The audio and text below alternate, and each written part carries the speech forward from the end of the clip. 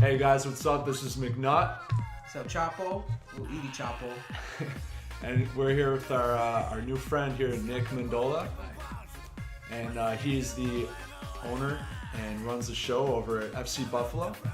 And he was very kind to allow us to interview him today, just ask him some questions about the team, the upcoming season, and just soccer in general here in Buffalo, New York. Sure, we appreciate it. Thanks for taking the time. Thanks for having me. All right, so the first question I have is just kind of general, just something we can jump into. I feel as though the Buffalo soccer scene is something that's growing pretty well. Up until the Bills finally just making the playoffs, Sure. Our sports teams have been pretty rough for the past decade or so. So it's people are looking elsewhere, and FC Buffalo is in the loop now, and you guys play right in the neighborhood. So what do you think FC Buffalo's role is in the community to help kind of grow the sport of soccer in Western New York? Well, I think that's challenging in that I appreciate that we're still here. I appreciate that we're going into our 9th season and we've been supported so well by people in the area. And I have to strike this delicate balancing act between being very proud of what we are and proud of our supporters and players and coaches in history and thinking we're too far along. So I'm always like humbled when people ask us about what we've built, but at the same time, you mentioned the term growing, and I think it's important to use the active tense because we've got so much further to go. And I'm not just talking on to get an MLS team or a USL team or say the NASL rebounds. I'm talking of becoming an area that isn't contingent, whose love for the game isn't contingent on a youth club or a national team or a team overseas, but one that wants to kind of universally support their city's club. And so we want to be that club, and we can't take for granted that that we are going to be that club. So I think Buffalo soccer continues to arc to be in an upward trend, but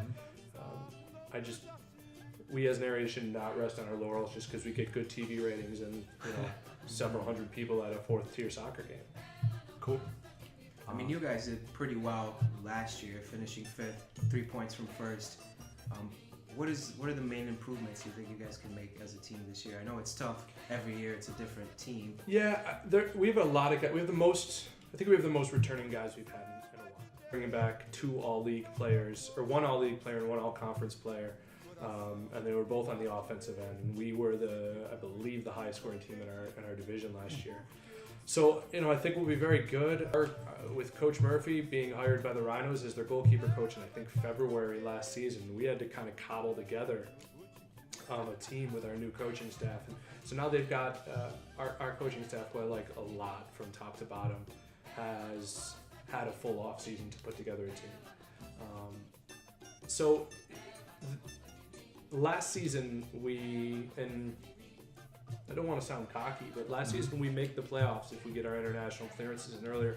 We were missing our veteran striker, Kendall, broke his finger in the first game. We didn't have our other 2 strikers, one who ended up scoring, I think, 7 goals in 11 games.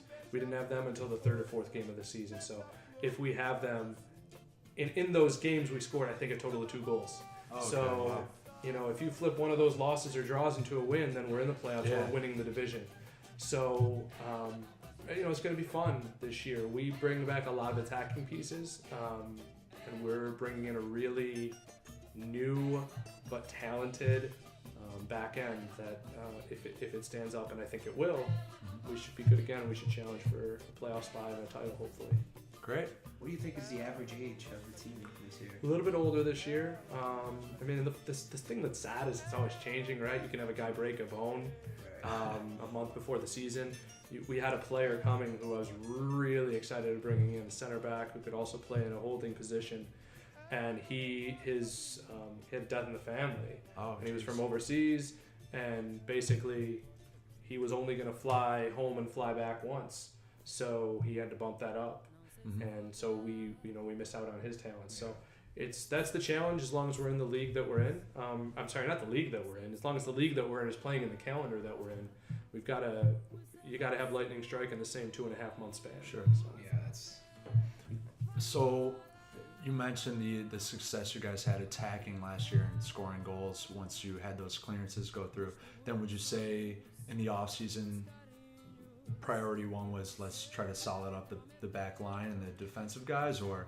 It was, but only the team was fairly solid at the back. We just had guys graduate. We had Fox Slotemaker from UB, who then went to Old Dominion and is now playing semi-pro in Australia. Cool. David Enstrom was listed as a guy who could get drafted in MLS. He didn't. So I think we have the same newer guys, so it's about getting them together quickly. We're fortunate that we have a head coach who has coached successfully in a high school window that has, after he was done coaching in college, that has that sort of revolving. You got to get better now. You've got varsity players for maybe 4 years if they're an exceptional player, and then our assistant coaches are just phenomenal as well. Casey Durkaz is the associate women's coach at UB. He played at UB. He was the West New York Player of the Year, and went to Penn State before going to UB, and he was one of our defenders back in the day. Wow. And our other assistant, John Grabowski, who coached at Fredonia and now ECC, he can play pretty much anywhere on the field in his playing days. And so those are two guys who both know the league. The teamwork is exceptional. We've been blessed with that throughout our history. Yeah. Coaches willing to put the team first, and that's huge, believe it or not, yeah, rare. A lot of times coaches carry a bunch of ego, right? And Mourinho. well, yeah, well, he earned it, but Yeah, that's another story. And that's a pretty big deal then, getting all the guys together playing as quickly as possible, because Sure. it is such a. Yeah, I mean they're gonna come in. They're gonna come in May 7th, right? The ones who are from out of town, and we'll have 2 weeks to get ready for our first game. We're fortunate enough to schedule these friendlies we have coming up in the next couple of weeks. So the guys who are in town will get to know each other, and we'll be able to try out some new faces as well. But yeah, it's a tornado, because I usually use the term controlled tornado to describe Messi. It works for our season as well. You seem to have a good balance of kind of guys you're bringing in from abroad or outside of the Buffalo, New York State area, and then you do have some local guys. Mm-hmm. So how do you go about kind of seeking that talent, like doing that sort of recruiting for? How does it differ between the two? Sure. I mean, the perfect world, you're all Buffalo kids, because then I'm not paying rent for the summer somewhere, and I think that's what we want the team to be, and that's what we want Buffalo soccer to be. There are a lot of academies around here working towards that, and I'm hopeful that in time we'll have, and we do have a big percentage of Buffalo kids on the team this year, the largest in some time since we started housing kids, but it's I think if we do our job in Buffalo, if we represent ourselves well, if the fans come out and keep bringing the atmosphere that they do, I think kids from Buffalo are going to want to play here. As for the out of town, it's wild. We're reaching out to dozens of coaches and watching tons of video, and I give a lot of credit to the coaches because it's not going to matter what I see in the video. I'll give my input if they want me to. But they've got a lot of video to watch, and in some cases, Casey specifically, Coach Durkaz is relentless. Hey, this highlight video looks great. Can you reach out to the coach and get a full 90 minutes? I'm like, all right, I can. You can watch it. Yeah. Cool. Pretty successful in getting the guys you want. Yeah. There are challenges, and some of it, there's a lot of ego everywhere. And we give the same speech to any player. Look, we want to have you here. We're willing to pay what we're allowed to pay. We can pay for your room, and we'll get you fed at the best that we can. But once you get here, this is an all-star team, and essentially, right? And that's a challenge for any player. We had a kid a couple of years ago who came not straight out of, but a couple of years removed from being Arsenal's academy with Jack Wilshere and Nigerian guy Iwobi. Oh, okay. And awesome. He didn't he wasn't an automatic starter for us. I think we touched on it briefly while we mentioned the USL and the possible reformation of the NASL. Does the disintegration or hiatus of the NASL, does that have any effect on you guys at all, or how did you feel about that whole situation? It was insane. I still don't really have a great feeling about it either way. I think we're gonna have to wait for the wake to be done, because I'm not sure. I loved what the NASL was doing, if only because there have been some questions, and I think they're being answered and maybe answered well, about the USL's relationship with PDL and MLS, and was it ever going to be a truly competitive thing between these clubs, or is it just a hierarchical structure? And look, I think American soccer is the wild, wild west. I say that a lot, and I'm very concerned about making sure we're in the best position possible, because our league has had a very good relationship with the NASL, full disclosure, and I've had some really good discussions, even with essentially the guy who served as the head of the NASL for this whole fight. Yeah. But which one is going to survive? And you can take so many steps. I mean, even MLS, which is thriving, is reaching a point of backlash. Well, you're going to shut off at 24 teams or 28 teams, and then fans are clamoring for the, if not promotion relegation, a way for teams to earn their way into it. Well, how do you shut the door? It's a gigantic country. There's only really one comparison in the rest of the world, and that's Russia in terms of geography covered. If you look at the statistics, it's insane how well home teams do in MLS because of the travel. All right, Nick. So what are your thoughts on a soccer league promotion relegation? Is that something that you think is beneficial? Yeah, I mean, it's 100% beneficial. I would love to see it. There are ways to do it that could, if implemented poorly, will destroy teams and even a league. And I go back to travel. So when we were first in the NPSL, we were the westernmost team. So we went to Erie, which was close, and we went to Reading, Baltimore, New Jersey, and our travel budget was insane because we're not flying there. And even if we were flying there, it'd be even higher. Yeah. Now, we can deal with that, right? And now we're much closer. It's it's Buffalo, Rochester, Syracuse, Pittsburgh.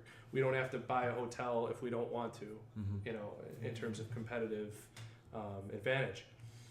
But the minute that we get promoted, we're the best team in our league, and now we're gonna go to, we have a game against, well, let's say it was MLS for some reason, right? Just to make the most grand comparison. Yeah. Hey, we've got to play the LA Galaxy. Our travel budget is not just for the season, but in that game and that trip to LA and staying in LA and staying there for a couple of days is probably more than we pay for a year. Wow. So you're probably going minimum budget, depending on your attendance, right? But just in terms of what you're budgeting for, you are probably going from $90,000 to $100,000 in terms of budgeting for your whole season to, by the time it's done getting to LA and Houston and Dallas and Seattle and Portland and Vancouver, I mean, shoot, you've I don't even want to guess at what it is. Jeez. So it's a massive challenge.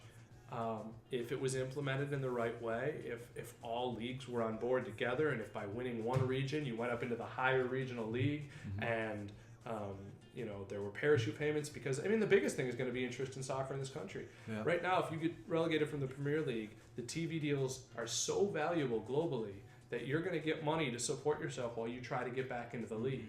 Right now, if you got relegated from USL 1 to USL 2, the USL TV deal is what? On YouTube? And I'm not insulting. I mean, this is a new media climate. YouTube is on the front of LAFC's jerseys, but still, a YouTube online only TV deal divided amongst, what are you dividing? 20, 30 grand? I don't know what the number is, right? But and there's probably so much trade involved. So I worry about someone who puts promotion and relegation without the right financial backing. Now, Ricardo Silva from Miami FC in the NASL, he had an over $1 billion TV deal lined up supposedly if MLS would accept promotion relegation. Now we probably won't find out if that was bait, if that was, just bait and then pulled. Yeah, sure. But, he's been a serious advocate for Pro Rel, and I hope it one day happens. Look, go to fcbuffalo.org, think about buying a shirt, think about buying a ticket, or tell your friends, or share us on Facebook. We believe, and I believe, the people that I have working, for lack of a better term, for us now, their heart's in the right place, and they're doing the right things. The players we're getting are guys who want to win, and guys who want to win for the right reason. And our coaches are supremely dedicated, not just to the team, but for what the team could be. And we want to get better at everything we do. So consider it this way: even if you're not sure you want to support us, come and send us an email saying, here's what I didn't like, and so we can do it better. We want to be a community club. We want to be a club a community can be proud of. So we have most of the main. We don't have fcbuffalo.com, but we have fcbuffalo.org. Our Twitter, Facebook, and Instagram, it's just FC Buffalo. You don't have to add in any numbers or underscores or anything. So that's huge. So check us out, and if you don't like it, great, but give us the chance. Give your local soccer team the chance. And if you're watching somewhere else, because you drifted into this and you're in Macon, Georgia, then check out your team there. Yeah. And if you're in Arizona, Drogba owns your team. Go check that out. Support your local team. Yeah, it's going to be valuable. It's going to be a valuable experience for you either way. Sure. For sure. Well, we appreciate you taking the time, Nick. It's been great. Anytime, guys. Thank you. Yeah, thanks so Appreciate it. Amigo. Yeah. Along with everyone watching. And we're going to sign off, I think, with our Patrice Evra thing, which is just, we love this game. We love it. Do you know about Patrice and all He's that? a lunatic, yeah. Yeah. I love this game.